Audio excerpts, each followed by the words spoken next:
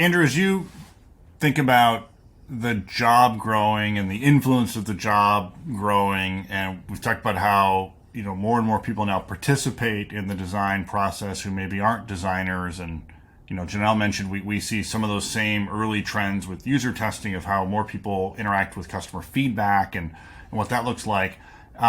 What are your thoughts on sort of those things happening in parallel, or maybe also, like coding's another example of where simple coding is something a lot of people are getting some background. And my kids go to, they have coding experience in eighth grade. So even if they end up being designers or customer researchers, like they might have some coding background.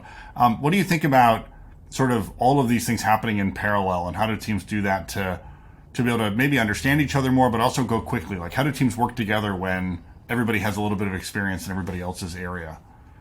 Yeah, so some of Figma's research into collaboration gets into that, and there's like 5 big behaviors. We did published a study. There's obviously role clarity is really important. Who has the final call in this? The team having some level of rapport to be able to give each other feedback, and feedback would be the third thing. And then being able to reflect on how well those first 3 things are working. Are we giving each other the right feedback? Are we clear on roles? Are we clear on how things are going? And you end up with a set of sort of, I don't know what I'd call them, like recursive, like self sort of referential sounds bad, but you end up with this sort of ecosystem of how teams work well.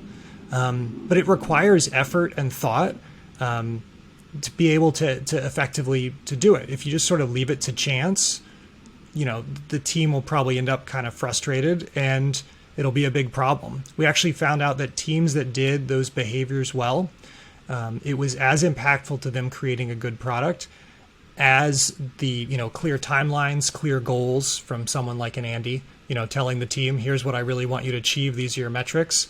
It was as impactful the way that they worked. And things like that just are so powerful for helping kind of, if we're all changing how we work, sort of forcing everyone to take a step back and say, well, how are we working? How is this going?